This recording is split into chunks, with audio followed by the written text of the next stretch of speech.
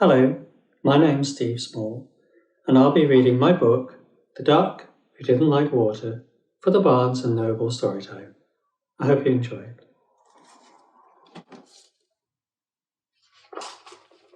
The Duck Who Didn't Like Water.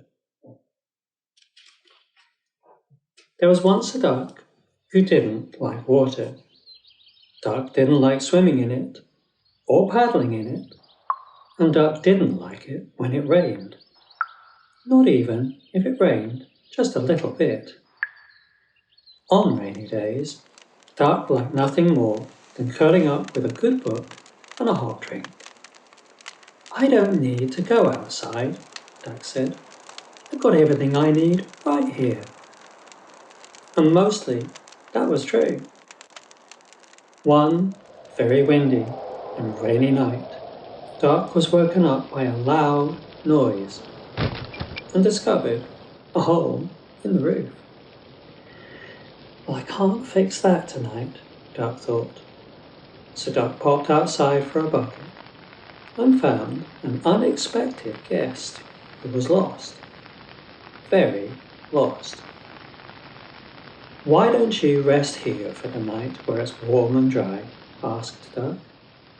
Frog cheerfully agreed, even though Frog liked water very much. The next morning, Duck said, "We need to get you home.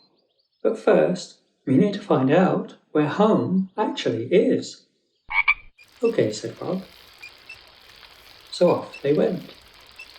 They searched everywhere, but they couldn't find Frog's home. So they stopped for some lunch. They set off again, but no matter who they asked or where they looked, they still couldn't find Frog's home. So that night, they ate dinner, read each other stories, said goodnight, and went to bed. The next morning, Pelican dropped by. "Hello, Frog. You're a long way from home." "Wait," said Duck. "Do you know where Frog lives?" "Sure, it's all the way over in the next river," Pelican replied. "Need a lift?" By way of a goodbye, Duck gave Frog 2 gifts, a good book and a small umbrella. Frog said a big thank you. And moments later, Frog was gone. Days went by. Everything was the same as before, but it felt different. Something was missing.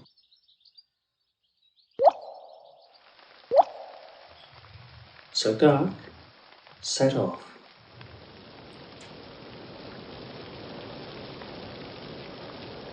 And though it rained and it poured, and the wind blew this way and that, Duck did not give up.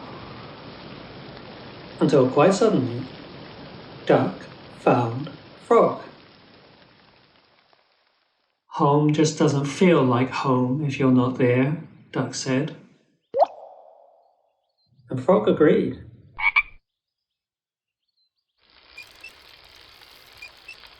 So Duck and Frog returned to their old routines. They visited their new friends, read stories to each other, and, perhaps most importantly of all, they fixed the hole in the roof.